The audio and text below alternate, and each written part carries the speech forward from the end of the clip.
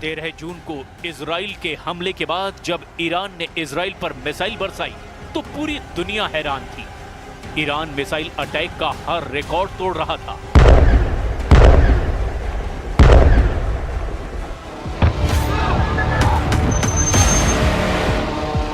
क्या तेल अवीव, क्या हाइफा और क्या इजराइल का डिफेंस सिस्टम, ईरान की मिसाइलों ने इजराइल के हर कवच को भेदा और बता दिया कि जब उसकी मिसाइल फायर होती है तो उन्हें रोकना ना इजराइल के बस की बात है और ना ही अमेरिका के।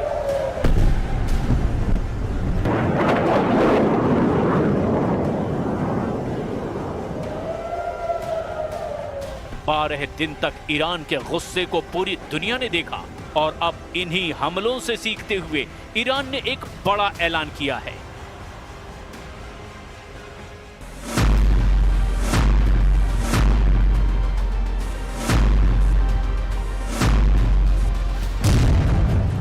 ईरान के रक्षा मंत्री ने कहा कि 12 दिन के युद्ध के बाद ईरान अब डबल ताकत के साथ युद्ध लड़ने के लिए तैयार है। अजीज नासिरजादेह के मुताबिक ईरान की मिसाइल पावर 2 गुना बढ़ा दी गई है। ईरान को लेकर बड़ी खबर इजराइल की मीडिया में भी छप रही है। खबर यह है कि ईरान ने अब दूसरे देशों में हथियार की फैक्ट्री बनानी शुरू कर दी है। हालांकि किस देश में, इसका जिक्र नहीं किया गया।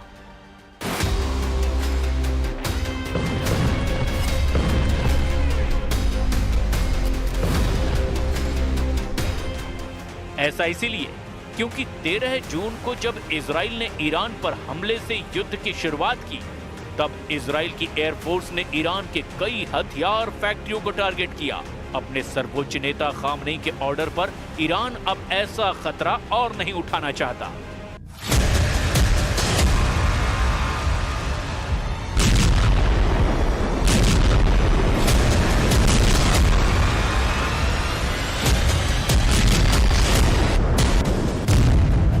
सवाल ये उठ रहा है कि अगस्त के आखिर या फिर सितंबर की शुरुआत में ईरान इजराइल की टक्कर फिर शुरू हो सकती है।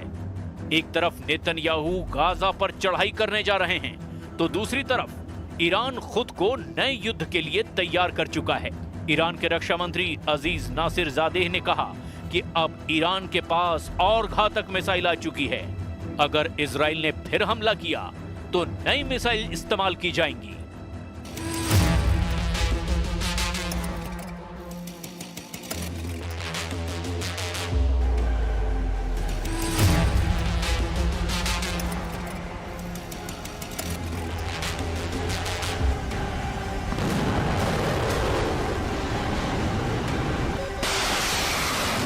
ईरान की असली ताकत उसकी मिसाइल है और इजराइल पर हुए हमलों की कामयाबी को देखते हुए ईरान का फोकस अब मिसाइल उत्पादन पर है।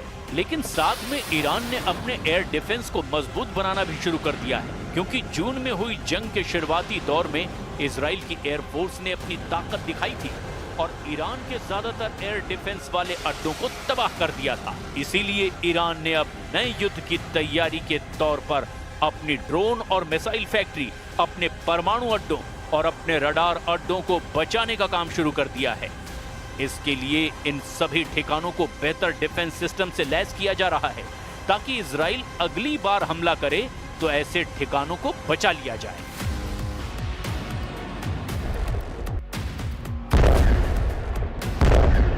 अमेरिका और इजराइल ने स्टेल्थ विमानों का इस्तेमाल करके ईरान के कई ठिकानों को तबाह करने का दावा किया था।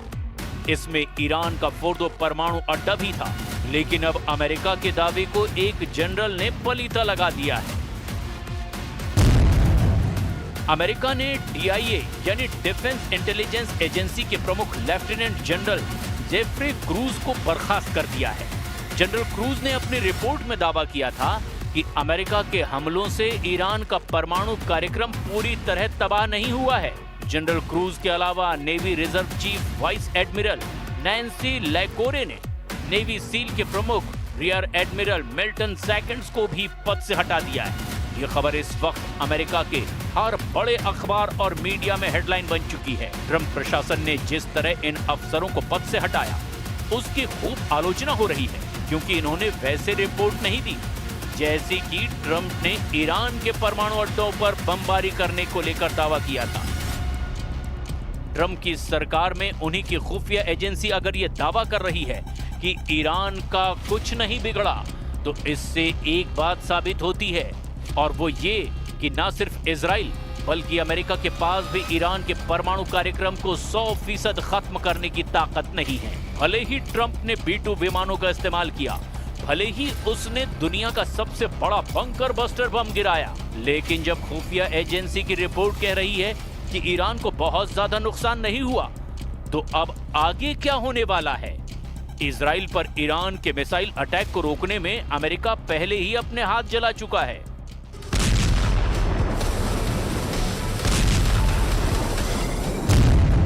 रिपोर्ट है कि इजराइल को ईरान से बचाने के लिए अमेरिका ने जब अपना सबसे बेहतरीन missile defence system third active किया, तो ईरान की मिसाइलों को रोकने में थार्ड का 20% मिसाइल स्टॉक खत्म हो गया। यानी अमेरिका ने जिस मिसाइल डिफेंस सिस्टम को रूस और चीन से बचने के लिए तैयार किया, उसकी 20% मिसाइल तो सिर्फ ईरान को रोकने में इस्तेमाल करनी पड़ी। नेतन्याहू की दरख्वास्त पर डोनाल्ड ट्रंप ने एक नहीं बल्कि दो third missile defence system Israel में तैनात किए, और इनका इस्तेमाल उन 12 दिनों में जमकर हुआ जब ईरान और इजराइल के युद्ध को दुनिया ने तीसरे विश्व युद्ध की शुरुआत के तौर पर महसूस किया। थार्ड यानी terminal high altitude area defence, ये मिसाइल इंटरसेप्टर यानी मिसाइल रोकने वाला डिफेंस सिस्टम अमेरिका की कंपनी लॉकहीड मार्टिन ने बनाया है। अमेरिका के रक्षा मंत्रालय यानी पेंटागन से थार्ड को लेकर कुछ सवाल पूछे गए, जिससे न सिर्फ इजराइल बल्कि अमेरिका के पूरे डिफेंस सिस्टम की पोल खुलती हुई नजर आ रही है, क्योंकि यह खबर अब वर्ल्ड हेडलाइन बन करके डोनाल्ड ट्रंप और बेंजामिन नेतन्याहू को परेशान कर रही है। हर जगह छप चुका है कि ईरान की आधुनिक बैलिस्टिक मिसाइलों को रोकने में अमेरिका के थार्ड सिस्टम को बड़ा झटका लगा है। सिर्फ 12 दिनों में उसका 20% स्टॉक खत्म हो गया है। अब अमेरिका को अपना स्टॉक भरने में 8 साल का वक्त लग सकता है। थार्ड के इस मिसाइल इंटरसेप्टर की कीमत 106 करोड़ रुपए बताई जाती है। 2024 में अमेरिकी सेना को सिर्फ 11 थार्ड इंटरसेप्टर मिले थे।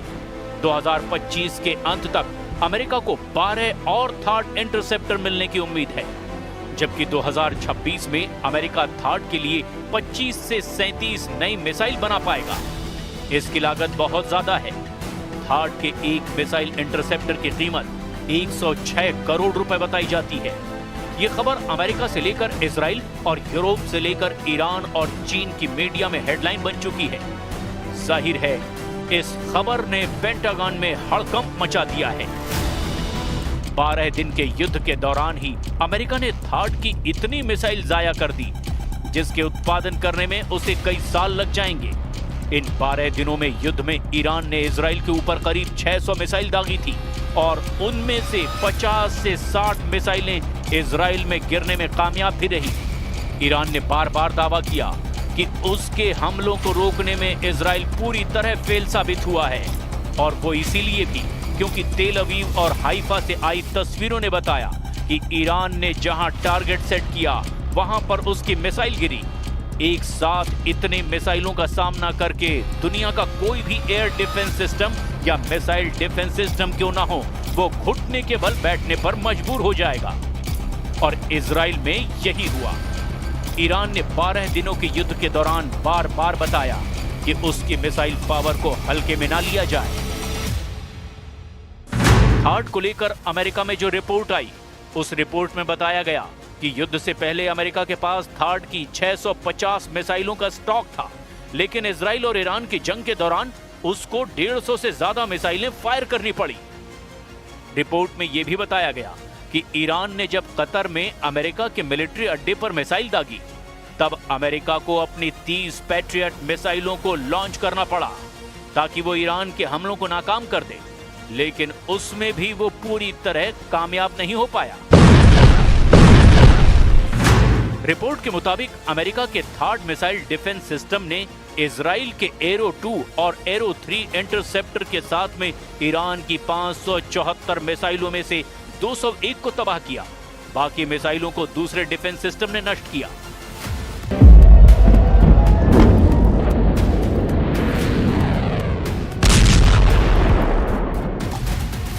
ईरान की मिसाइल पूरी तरह फेल नहीं हुई, इसकी गवाही तो तेल अवीव और हाइफा में हुई तबाही भी दे रहे हैं।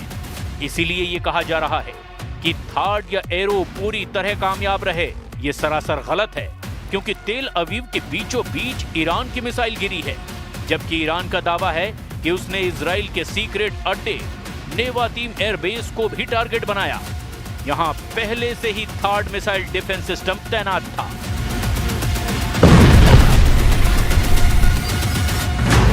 थार्ड 200 किलोमीटर की दूरी तक दुश्मन के किसी भी मिसाइल को मार सकता है। ये 150 किलोमीटर की ऊंचाई तक किसी भी मिसाइल को इंटरसेप्ट कर सकता है। अमेरिका के पास थार्ड की 7 बैटरियां हैं। एक बैटरी में 6 ट्रक माउंटेड लॉन्चर होते हैं। दुश्मन की मिसाइल को रोकने के लिए ये थर्ड सिस्टम के एक लॉन्चर से एक बार में 8 मिसाइल दागी जा सकती है, यानी पूरी बैटरी में कुल 48 इंटरसेप्टर मिसाइल होती हैं। इसे ऑपरेट करने के लिए 95 सैनिकों की जरूरत होती है।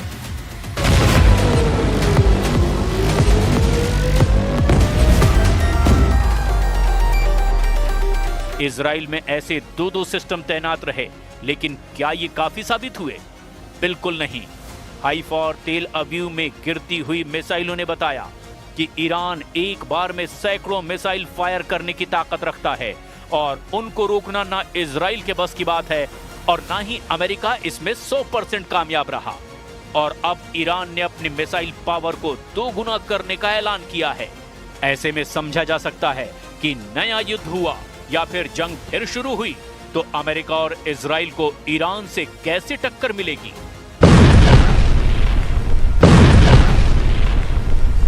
गाजा में अपने 60,000 सैनिकों को लेकर आगे बढ़ रहे नेतन्याहू को अब ईरान से नई चुनौती मिलती नजर आ रही है।